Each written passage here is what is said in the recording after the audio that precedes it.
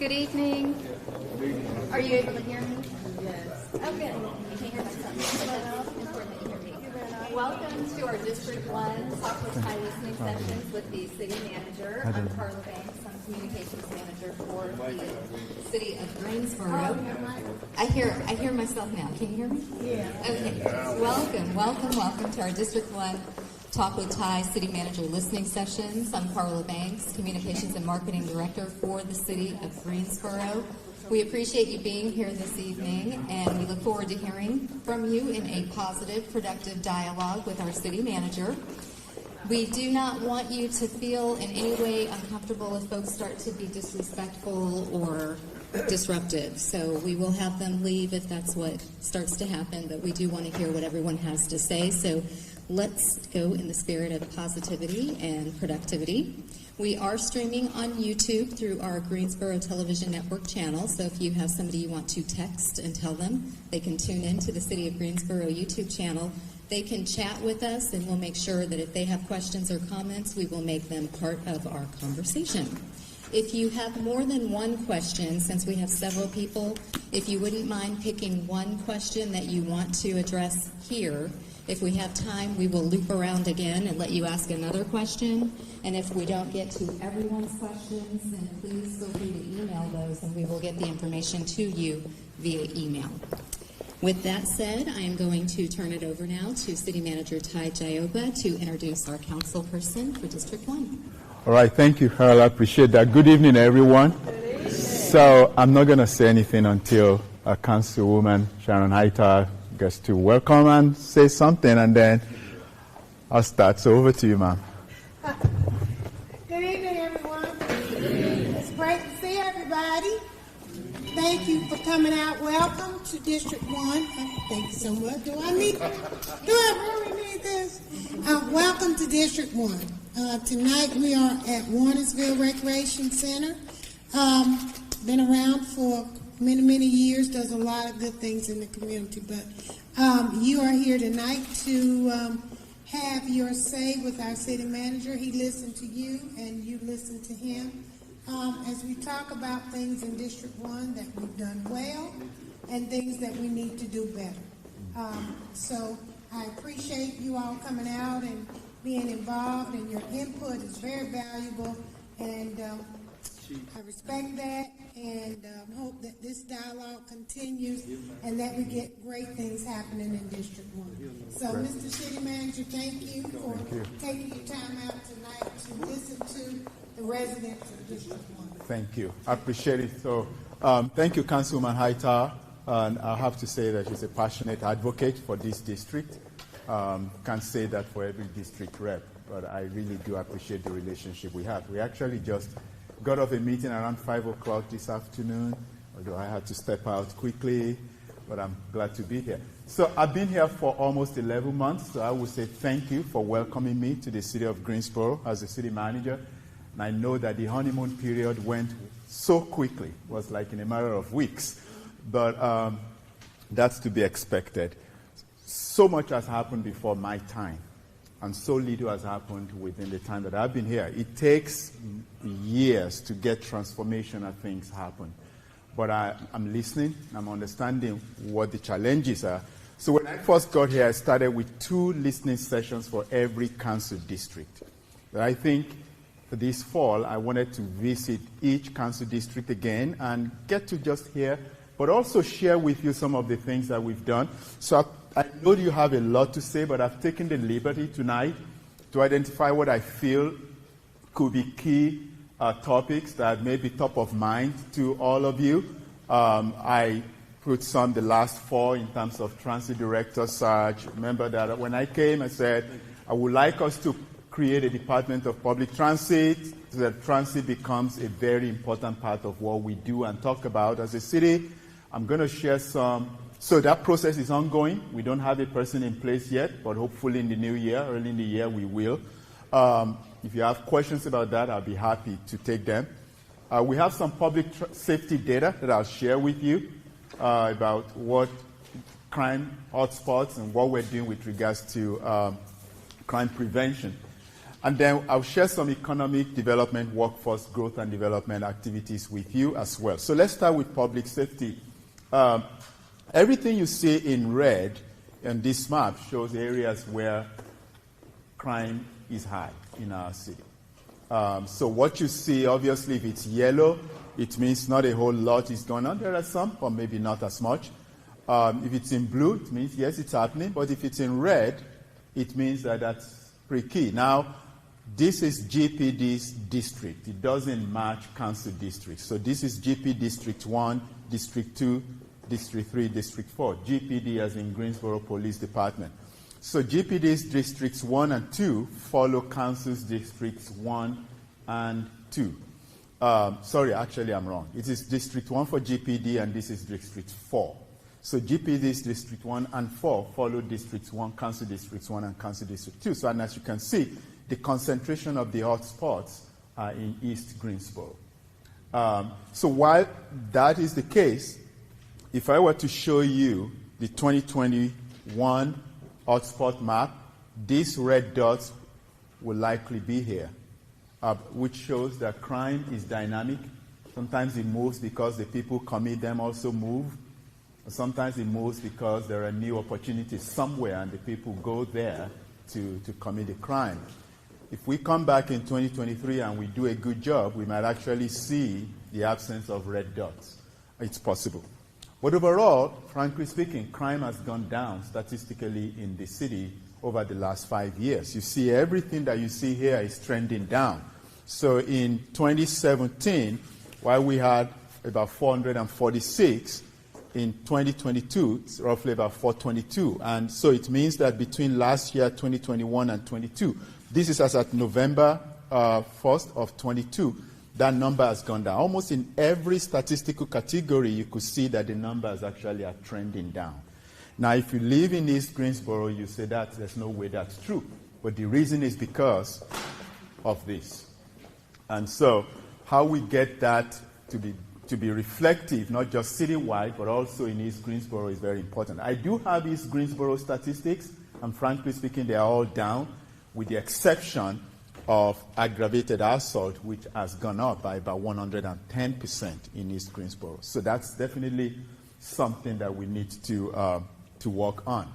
Again, the number of guns that we've seized is not yet at the 2021 level, but we continue to seize more guns, take more guns off the streets.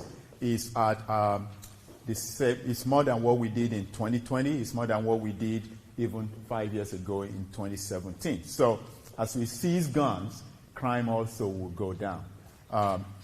Again, there are certain things that we're doing that we feel is impacting this. I'll try and speak for as short a time as possible so you can all have enough time to speak. So if I run through the slides, it's because I'm trying to get through this quickly so you have enough time to have a conversation with me. But there's so many things we're doing at the city. This is yielding fruits in terms of crime stoppers. Council approved the position of a violence prevention coordinator that we're looking out right now to hire someone who can help us with incidents of gang violence or other types of violence in our city. And then we've created a community safety office because not every incident of crime needs an officer with a gun. Some are really more about mental health issues and behavioral health issues that we need people who will not criminalize people who are mentally ill, but find a way to help them even in their situation. So that's why we've created that safety office.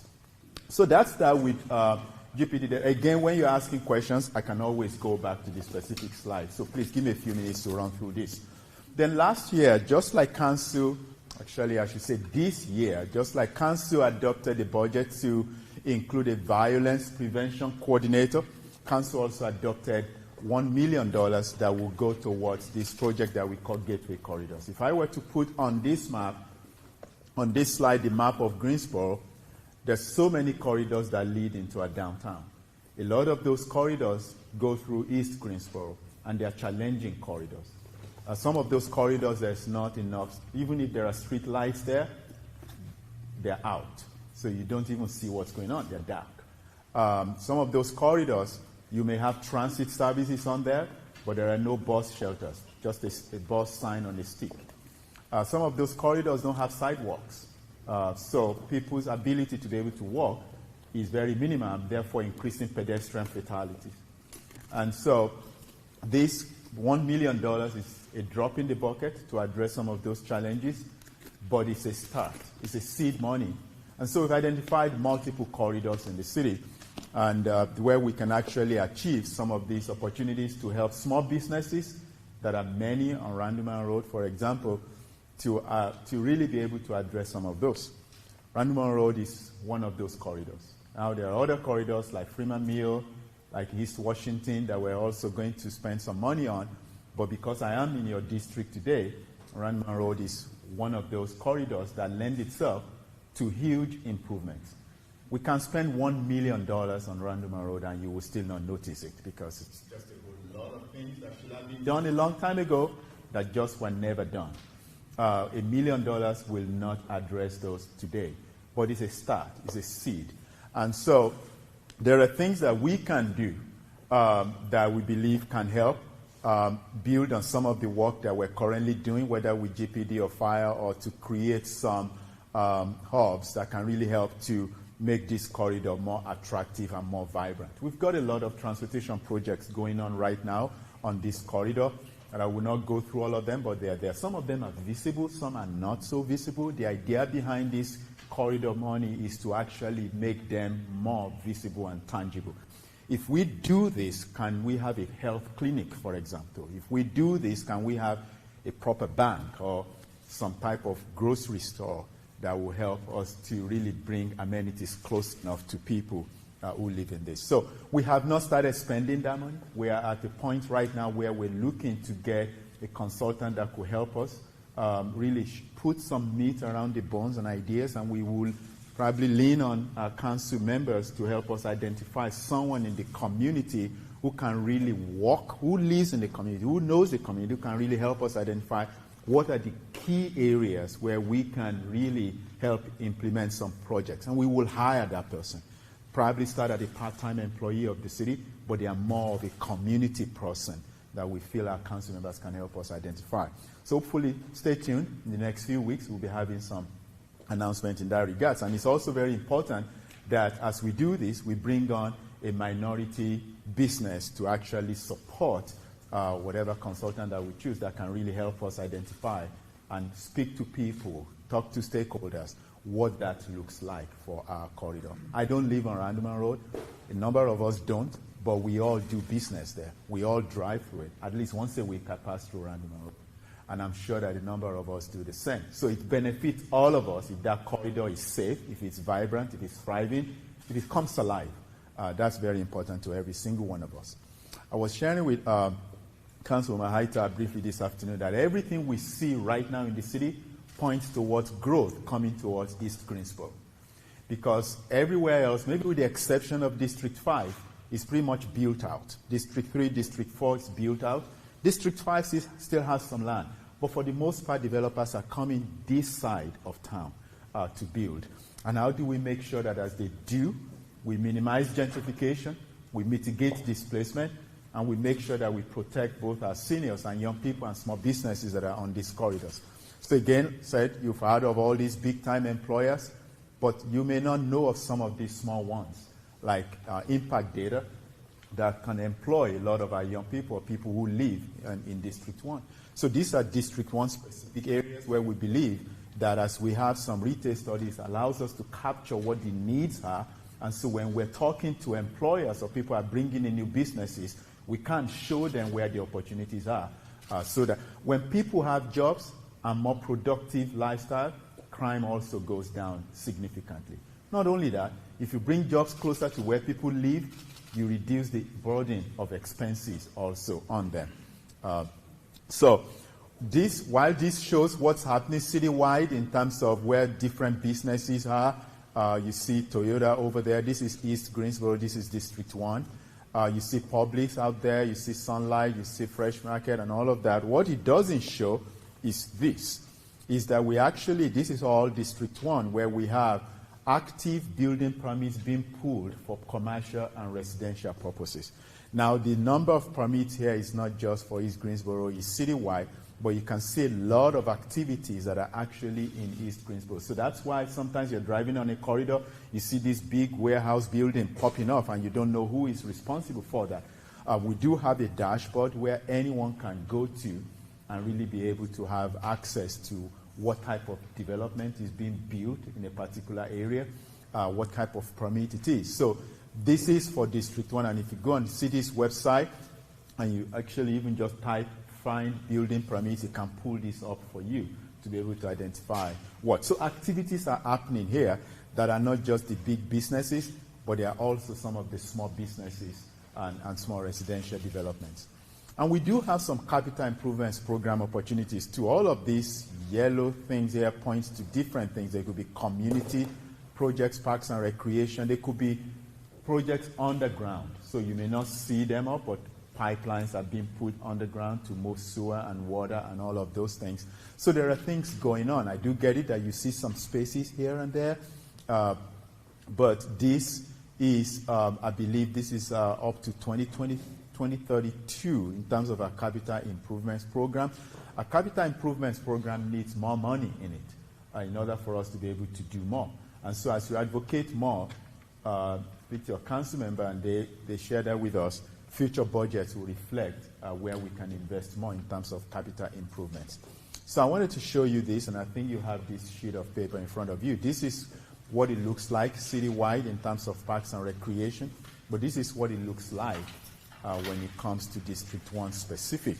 So you do have that sheet of paper. I don't know if everybody is able to have one, but you see different improvements that are in District 1. This is FY 2016 to 2022 in terms of the investments that will come out of either bond money or come out of our general fund. A lot of them are coming actually out of the bond money. So things are happening. They may not be happening in time, and they may not be happening enough. So I get it, and it's very important as the District 1 grows, we also have to make sure we're matching the growth with infrastructure and appropriate amenities. In every community, it always takes time for money to catch up with growth. What we are going to try and do is to see that we reduce that gap between growth and investment.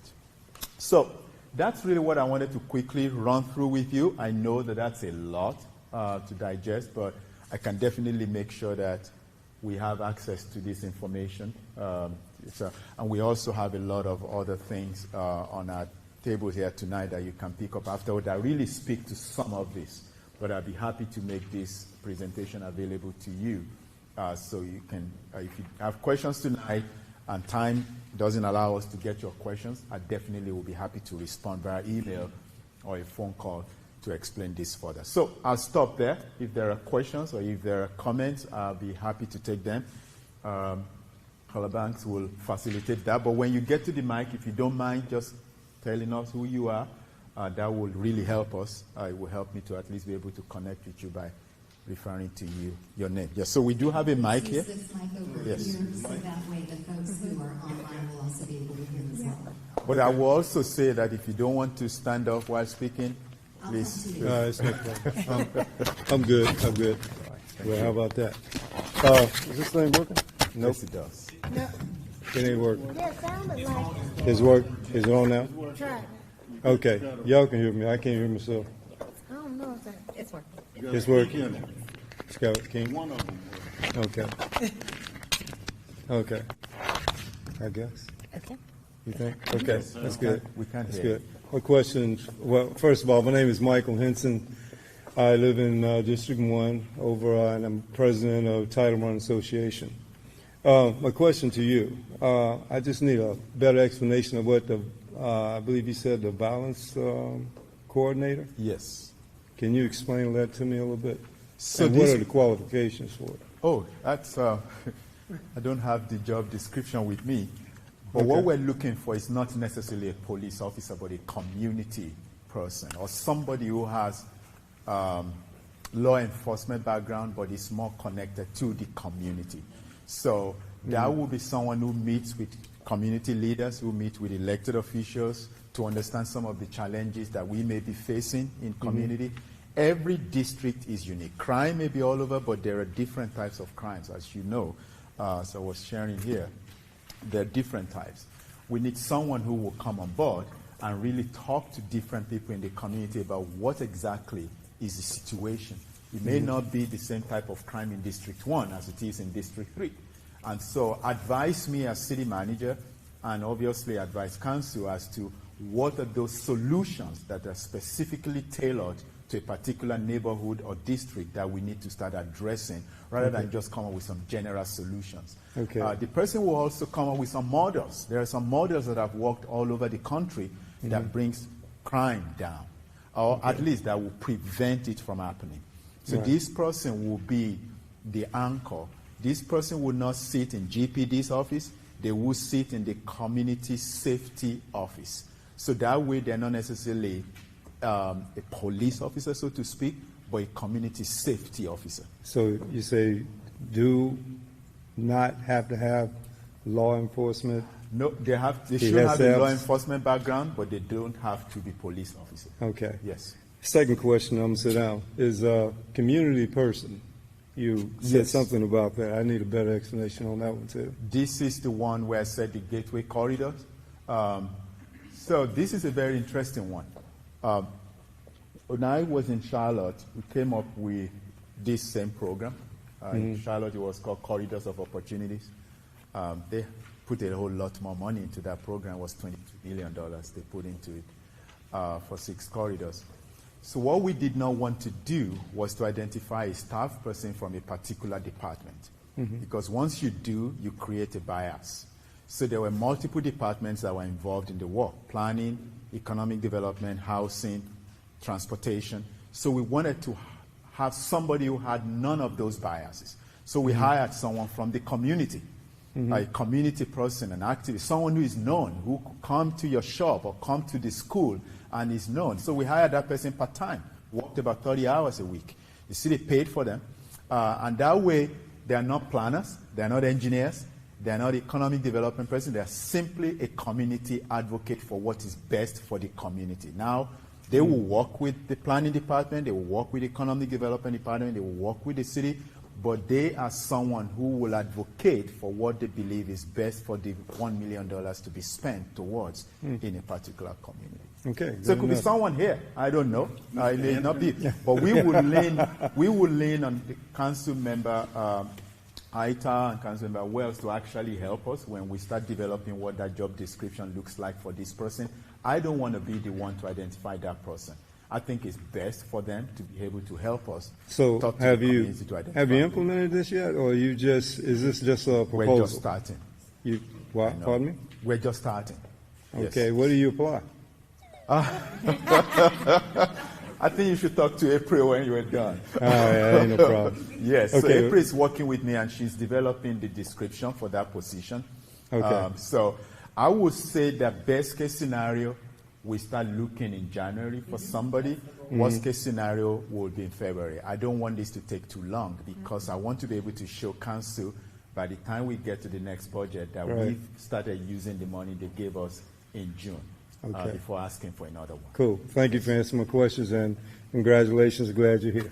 Thank you so much. I am glad I'm here. Yes, ma'am. I think I saw you hesitate a little bit, but please come on.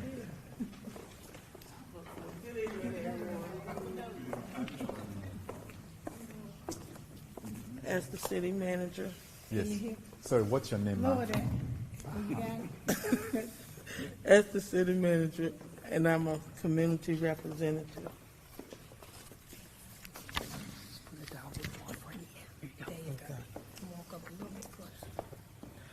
All right. You're saying you want to bring a new development into the District 1,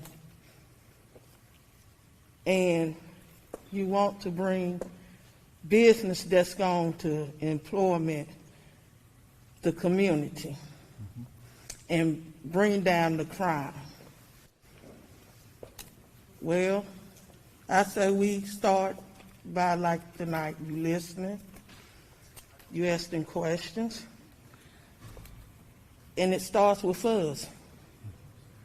And we have to motivate and provide a little bit more enthusiasm into our community. We have to put our shoes on and get to running, because our lives that we have stored, that many people have stored in us and built in us, we need to pass it on to the next generation. We're losing kids. I'm tired of the funerals. I'm tired of the gun talking about on TV. We need to bring positive on this TV. We need news. We need to get it to the kids to where they can understand it better. I understand rap and songs gets to the kids, but there's other ways we can reach the kids. If we just open up our hearts, open up our minds, and drop our ego, and don't turn our heads away.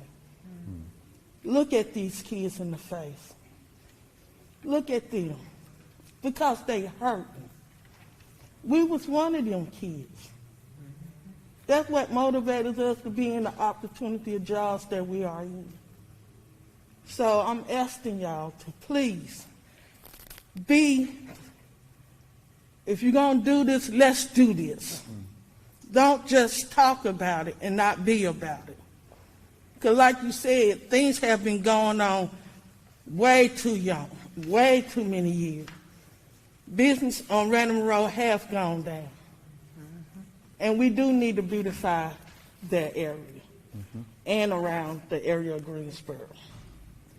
Y'all say we got places downtown we need to bring to the kids that don't get the opportunity of seeing a live play or the opportunity to dance or to paint. We got Weaver Education. Open it back up. Put the money back into these programs for these kids. Put the money back in there. For the police community, we need y'all to really actually bring your heart like you do when you come to that job. Because lives is out there that you sign on to serve and protect the community.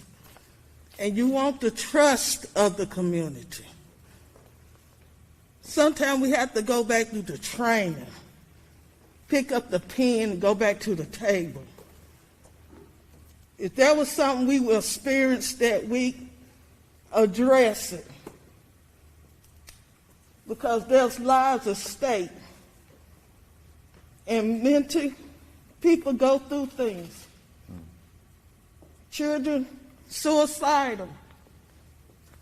But it's called pressure.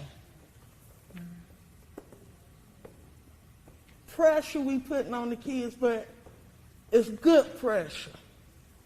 The bad pressure is the friends and the teachers and the people that's allowing it and not saying nothing. Let's come together. Let's put this money into what we're going to do to beautify District 1. Thank you. Thank you. What's your name again, ma'am? My name is Carrie Hayes Woods. Thank you. I don't know how I can top that, but thank you, sir.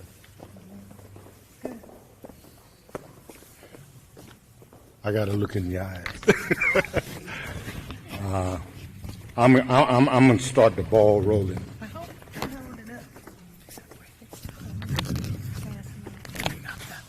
My name is James Fastnight, and I live off Random Road. I'm the executive director of the Random Road Community Association, Inc. We are a nonprofit organization that advocate for Random Road residents for safety and resources that we need, such as traffic lights.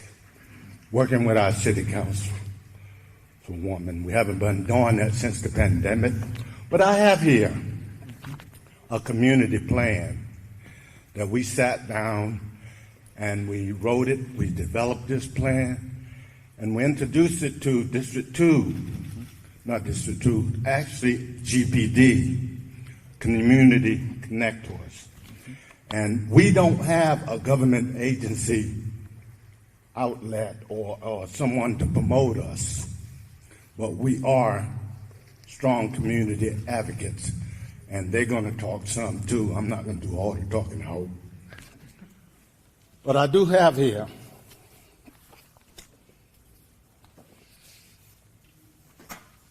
a proposal for a Random Road Community Association Community Partnership. Now, when I asked GPT about partnering with us as a community nonprofit, they said, well, you're just one, but we'll never be two unless we start with one. We are the first community, and we want to introduce our plan to you. We haven't explained it to our councilwoman yet because of the pandemic, but we intend to. I would like you to look at our proposal when you get an opportunity, not tonight, but in the future. We've been working on it since 2019, so we can wait. But we would like to get some, we want to get someone to help us promote it within a government agency. And I give the proposal to you, and I thank everyone for your time. And Christine, I know you got something to say. Can I have this? Yes, that's your copy. That's great. And I got one for you too. Okay. Thank you all for listening. Thank you, Mr. President. I'll read it and then I'll... Oh, and I do have, if you want to be a part of the Random Road Community Association, I got a sign-up sheet and a donation sheet.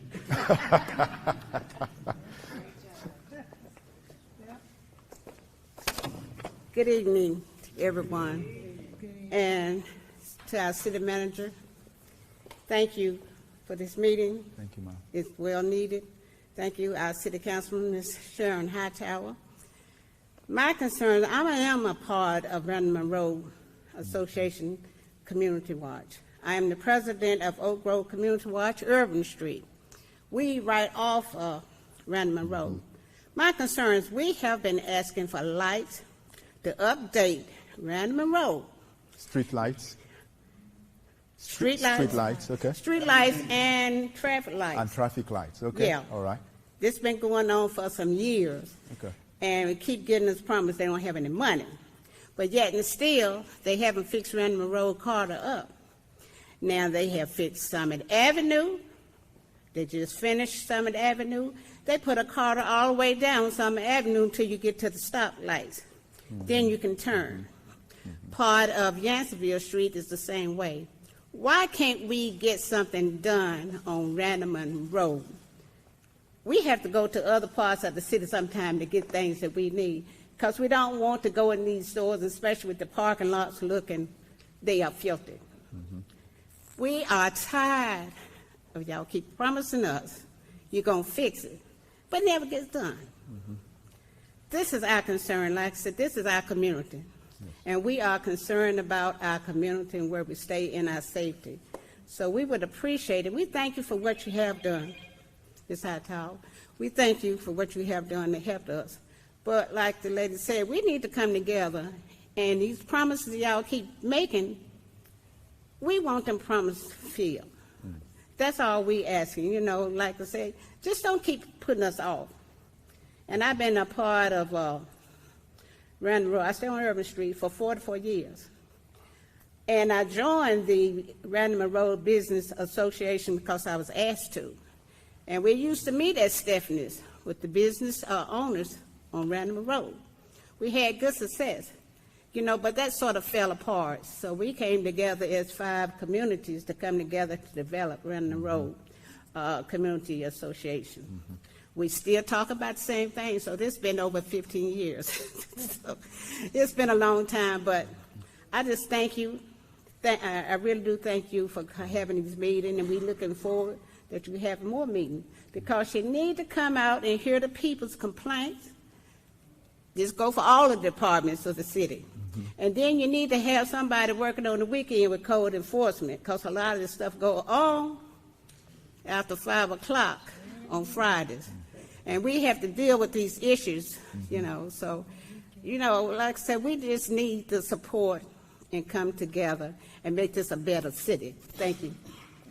No, thank you.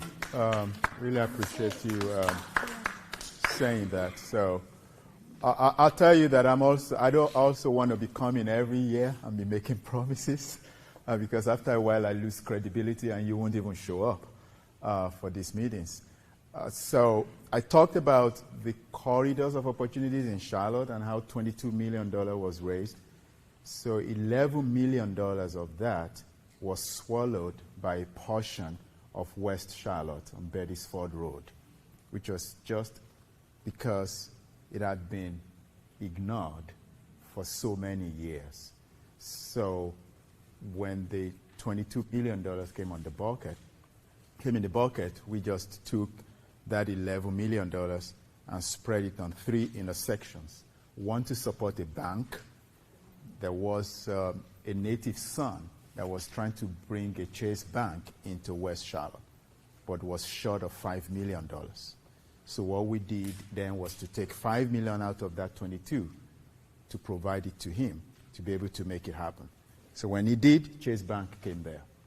The second portion of that was spent on, I don't know how well some of you may know Charlotte well, but the intersection of Catherine Simmons and Beresford Road was the second hottest point for crime in Charlotte. Almost every week, someone was shot there or someone was killed there. So the bank located at that intersection, and kitty corner from it, the city owned 2 acres of land. So what the city did was to help a builder of affordable housing, who is also a native of that community, to put 20 units on that corner. Again, took about $3 million, went to $8 million quickly, and then the remaining $3 million was spent on a couple corridors because there was a streetcar project that was going to run along that corridor. So again, I can see why Randleman Road could swallow $1 million and you won't even notice it, which is why I said it's a drop in the bucket, because there have been so many plans and not all of them have been done. The wheel of government turns very slowly. But I also know that when we talk about inequity, it doesn't take a long time to know what that means when you've driven on this part of town. And so I don't want to say I will assure you, but I can almost say that as we invest in corridors and as we partner with other private entities, that's the story I want to be able to tell. If I'm driving on Randleman Road at 6 p.m. on a winter night and my car breaks down, is there enough street lights that I can feel comfortable that I can change my tires if I were to have a flat tire? Or how safe do I feel going to a restaurant at night and coming out? People should be able to feel safe. And people should be able to know that when they send their kids to school, that they're learning and, you know, it's good school. Or also, people should be able to know they have access to full-service banks, not payday loans. You know, and so it's some of those things that keep me up at night when I think about the inequity in our cities. So I'm hopeful that with our leadership at the city, we can begin to make some improvements in one traffic light at a time, one street light at a time. There are some things we do well, but there are some things we don't do very well. And if we can partner with private entities, I think we can do some of those things better. Probably the best thing that happened tonight is for you to give me a proposal for me to take a look at. I think that's awesome. But I will take that a step further. If you can have, if your community or your association or your group can have a meeting, I'll be happy to come sit down with you to kind of review the proposal with you and kind of say, hey, here are certain things that are already programmed in our CIP, here are certain things that we will look at putting in there, or that even some of these corridor dollars can go towards. So that way I'm not just talking, but we're putting money behind our conversation, if that makes sense. I don't want to bogart all the time of everyone else, but I would like to say this, and I know it's going to come up from our association, our members here. We got 6 of us here. Crime prevention. We would like to see more funds put into youth development, programs for youth, sports programs in the community. And it's in our community partnership plan. Yes. And it'll spell it out with what we would like to see. And one thing we're very concerned with is our crime rate. And if we start it off young, like Chief Hinton, like he did with the 500 job for youth. Chief James, yes. And that initiative went a long way. We would like to see that continue. We would like to see partnership with the police or law enforcement in the area to have community.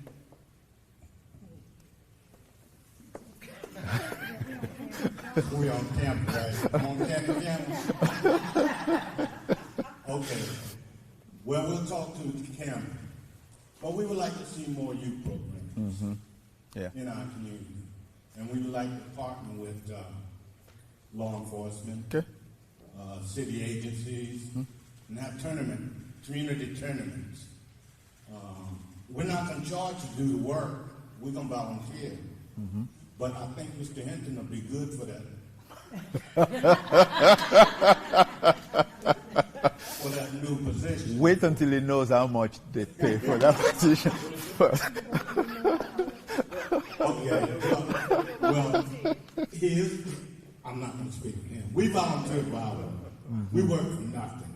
And we're willing to work with you all. I'll be happy to partner with you. Yes, I'll be happy to partner with you. Thank you so much for hearing. I know this young lady here has been trying to say something, so I would like to give her an opportunity. My name is Caston Wynn, and this is my husband, John Wynn, and we live in between Freeman. Did you say John Wynn?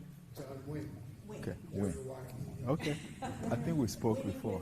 Yeah. But at any rate, we are living on Forest Brook Drive, which is in between the Freeman Road and Randleman Road corridor, and we are part of the Randleman Road Association. I've just recently retired. I've been in education for Guilford County Schools for a number of years, and I migrated from Germany to the United States, to Greensboro with my husband in 1992.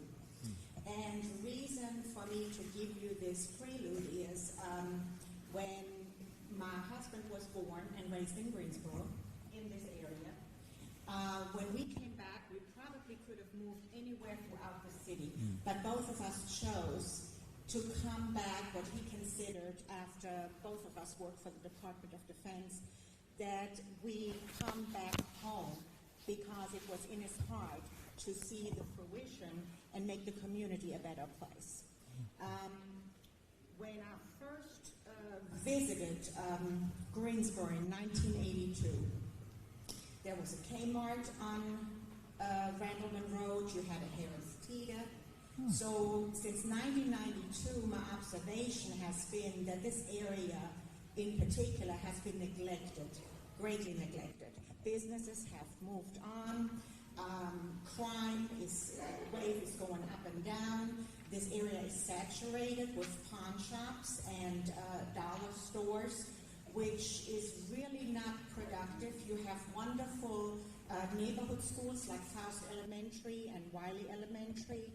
And, you know, working for the school system, Jones Elementary, I would like for children to be able to walk again to school. Because I remember growing up in Germany, we walked to school. You know, and we felt safe going to school. We participated in different activities that schools offered. We have wonderful CALCLU, the Multicultural Arts Center. I really would like for some funds to be redirected to really broaden that center, to attract even, you know, more children and students of all ages. And children that are being bused to Wiley, Faust, Faust is being reworked with the bond referendum and all. But what I would like to see is that you have have activities and program. Education is the key. And in my mind, that has been neglected to a certain degree. You know, you have to have education so people can thrive, learn, be prosperous, and then in the end become viable citizens in the community. So as an association, again, we're walking the streets, we're doing a lot of observations, and volunteer our countless hours, and I appreciate you really taking the time to do learning and listening to it, to gain an understanding what makes Greensboro. And in doing that, I would really like to see the mayor, and I know Councilwoman Hightower, she's passionate, she's pounding the pavement, but obviously she can't do it by herself, right? And I'm watching Guilford County Schools Board meetings now, I'm watching council meetings, and it seems like there's conversation, but at some point, I would like to see some activity. I would like to see some action, you know, and not to say that empty promises are being made, but when you see that the Wendover corridor, then you see the battleground corridor, the northwest area thriving, and you kind of wonder, our taxes in this area have gone up over 30%. So my question is, I would like to see if there is obviously some change going on, and with this change, it costs money. We understand that. But again, we want to see funds are being equitable to this area, and not just to areas that are already saturated with resources, like a good health center. And yeah, Harris Teeter moved out with, I guess, they were being robbed or people wouldn't shop. But you know, if a person has money to buy a loaf of bread and a gallon of milk at a 7-Eleven or at a gas station, they can go to a Harris Teeter or to a Publix, which the prices. Because I go to stores and I compare prices. So to me, to provide me that as an argument, that's not good enough. We need resources. And if we want to grow, if we want to have the crime rate down, we have just got to do that investment. And I would like to see the mayor maybe sometimes walk the streets in this area to see a reality, you know. But I mean, I could go on and on. Mr. Bass Knight knows that. But I appreciate for what you're doing.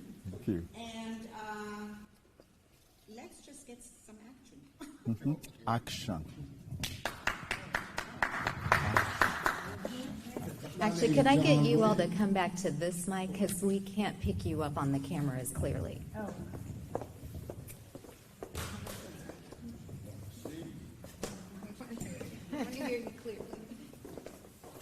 Good evening. My name is John Wynn.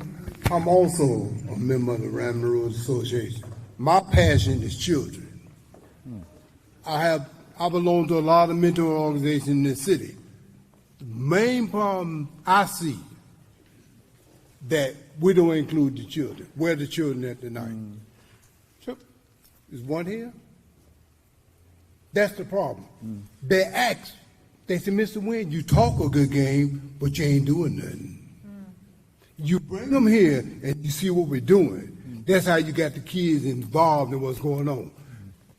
The kids got to be a part of this. Yes. If we get the kids, we get the parents. If we don't get the kids, the parents ain't gonna come. Is this all the parents in this neighborhood? I moved back to the neighborhood to make a difference. You know what? And it starts with those children, because they all asking Mr. Wynn what they gonna do for me. I would like to see us truly do something for these children. This center, I grew up in this center. Mr. Scales, that young man that's sitting over there in that brown cap. This was a part of us. The kids don't have nothing. If you look in the weight room, who in the weight room? All the adults. Where the children? Teach one, bring one. I'm going to leave on that note because I can talk all night too. But thank you very much, City Council, for coming. Thank you very much. Thank you, sir.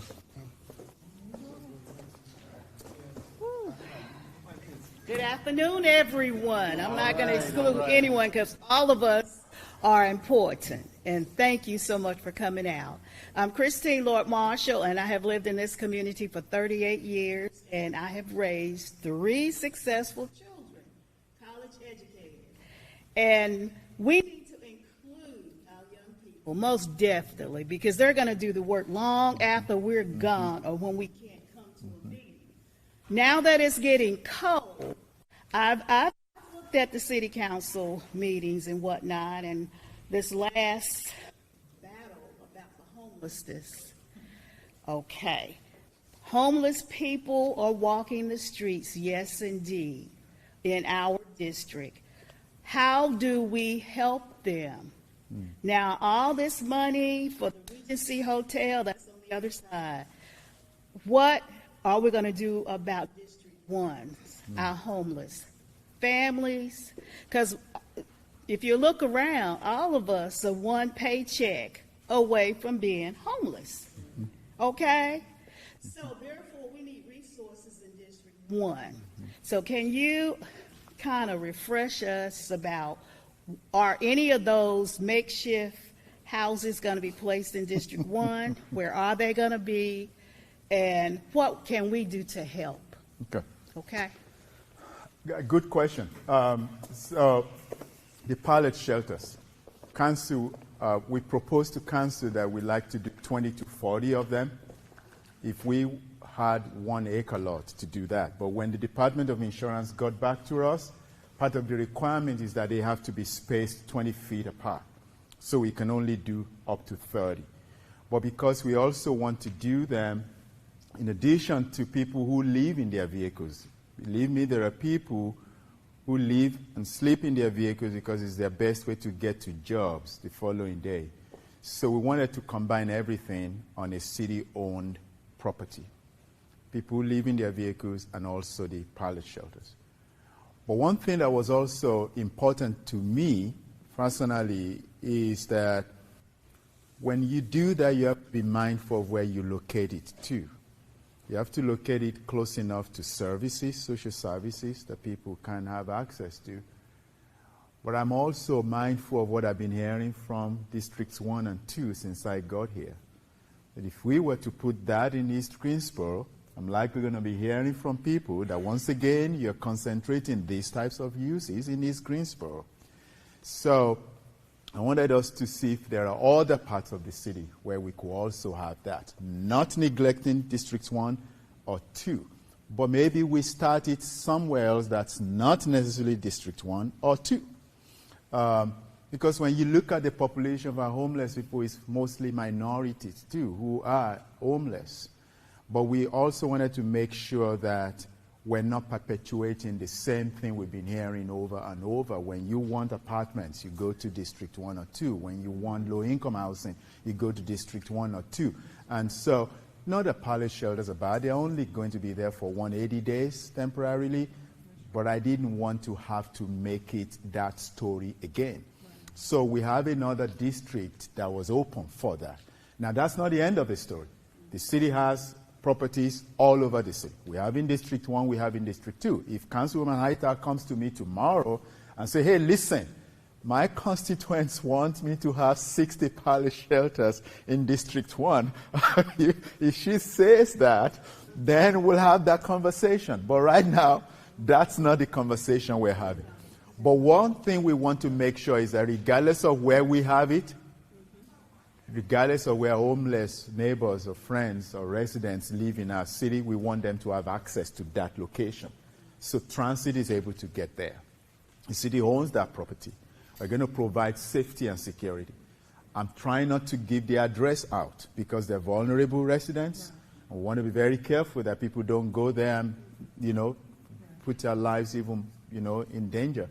And so we feel comfortable that we can use our site.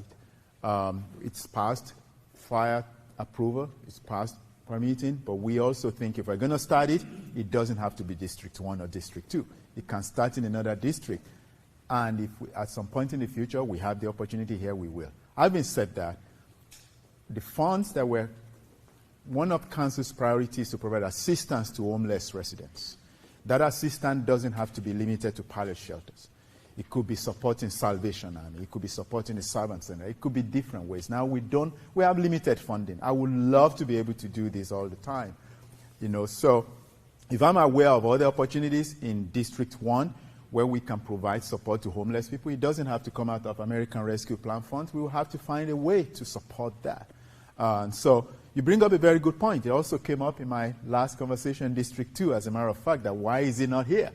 But I will also be very careful to note that the last 2 homicide incidents were in District 2. So it would be very, very ignorant of me to say, understanding what's going on, let's do this again. So let's find other parts of the city where we can actually have that, and then we can have a conversation as to which other districts do we go to. So if I have that opportunity in this district, I'll be very happy to have the conversation with our elected officials. Yes, ma'am, you had your hand up. So, okay, we have someone online, so after this.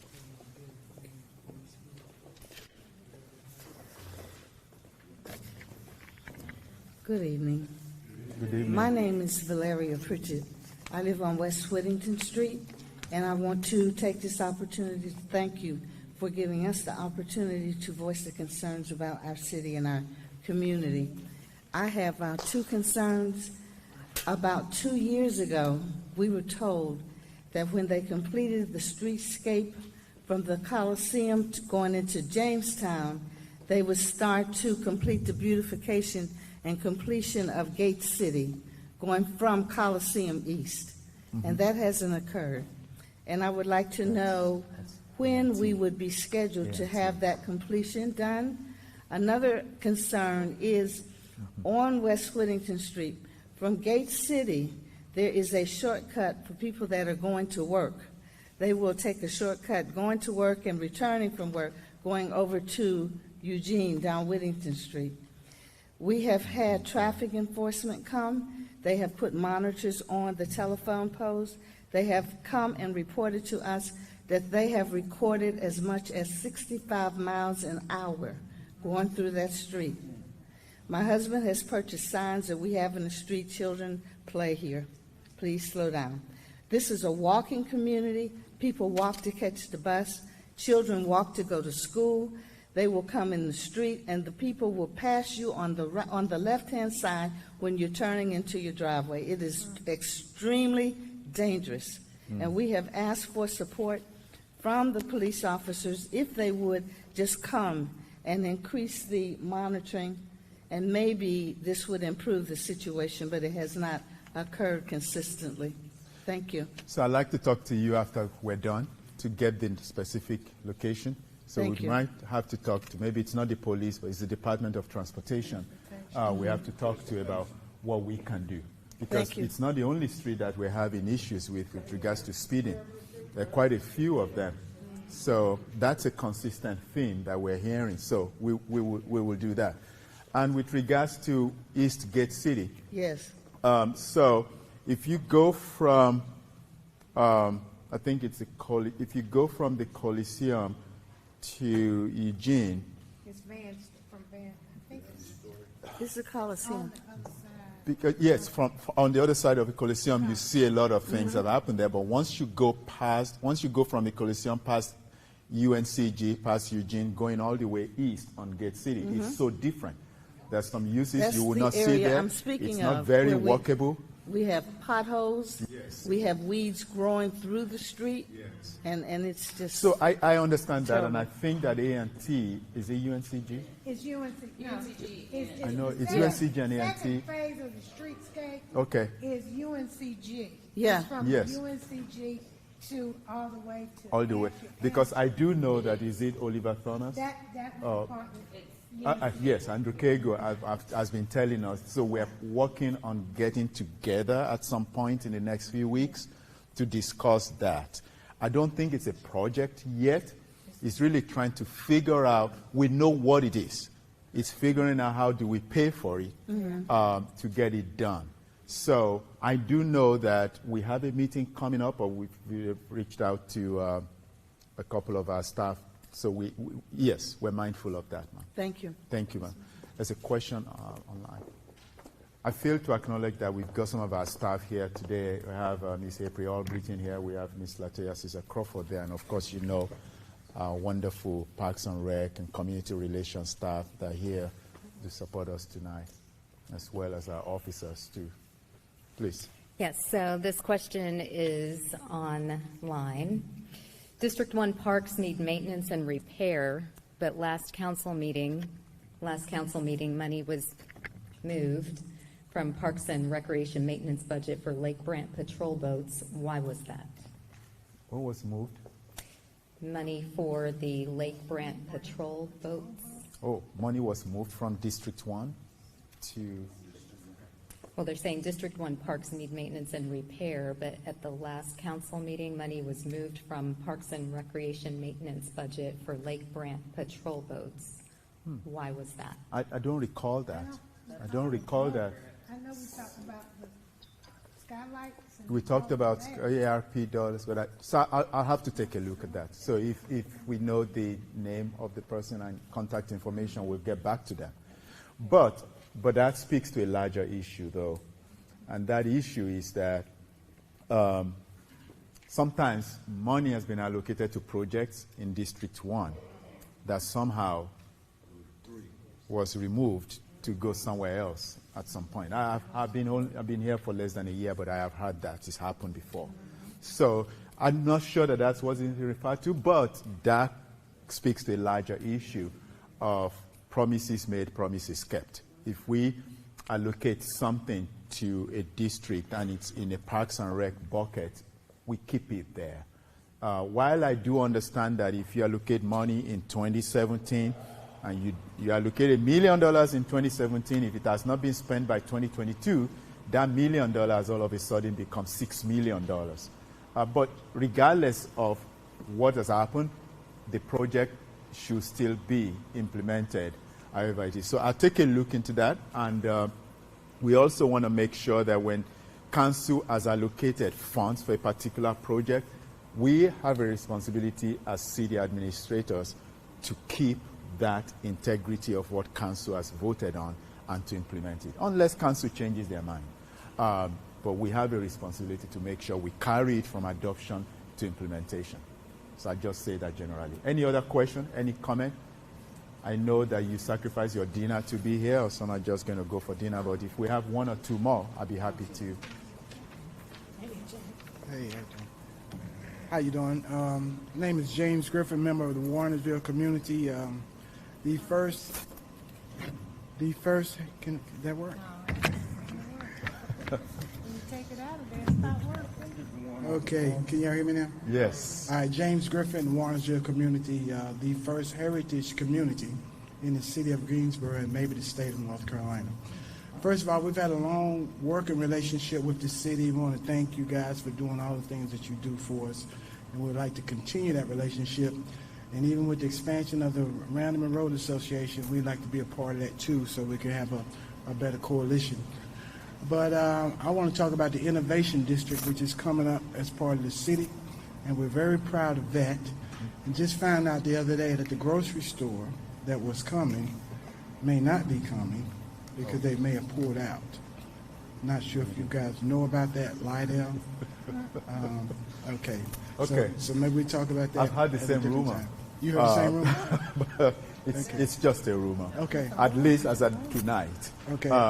So Lido, right? You're talking about Lido at Lido, Gate City and Elm Street. Correct. So what I will tell you is that they are breaking ground on another Lido on Pisgah Church right now, and that's their focus. And that will be their focus for the next several months.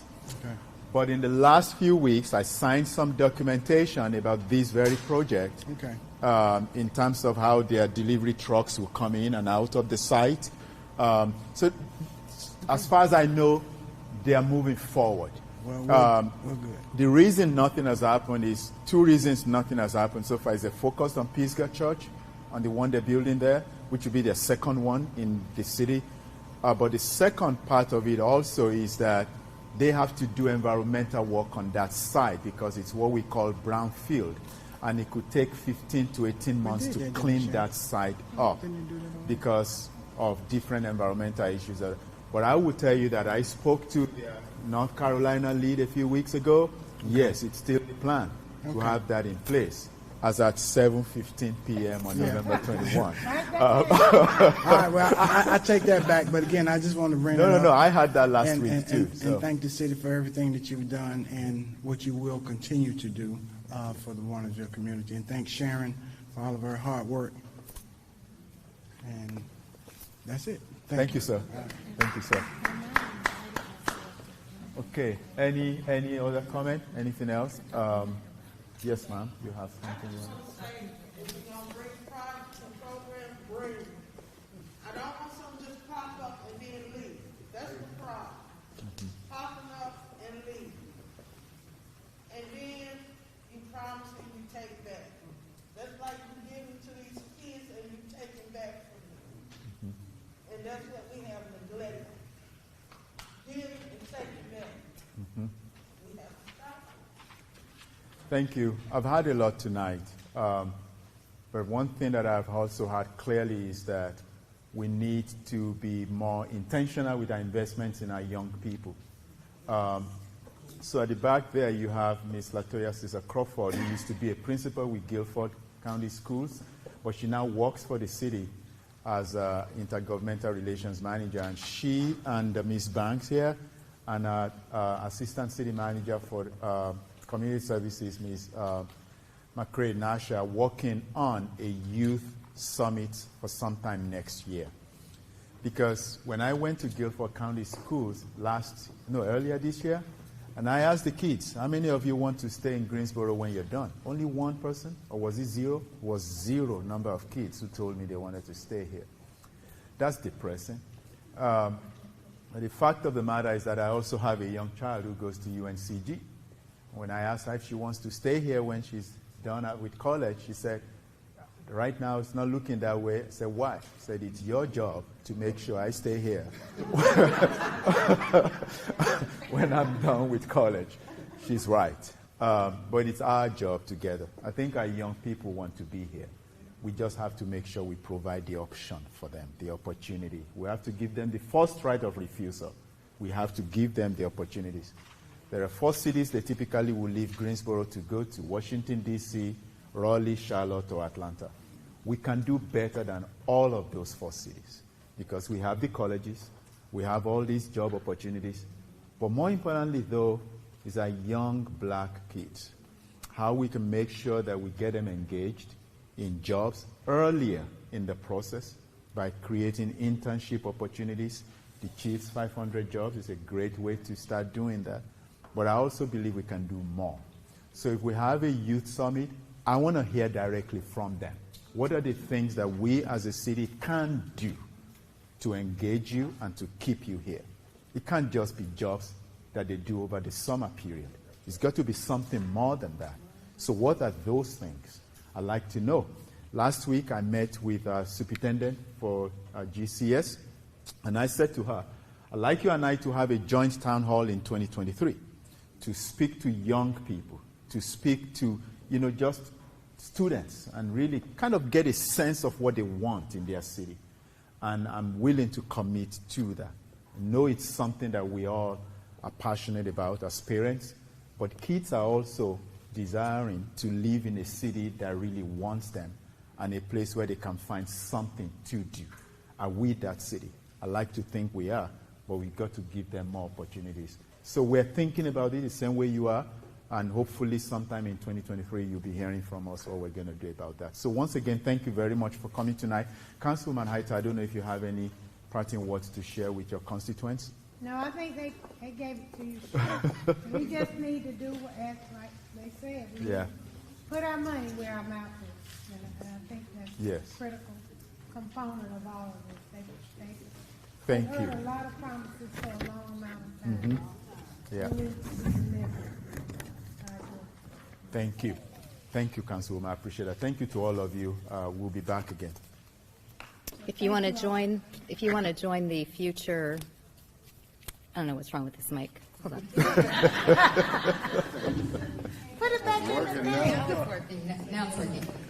I've got to use both of these mics right here. So if you want to join Maybe I'm canceling myself out. Here we go.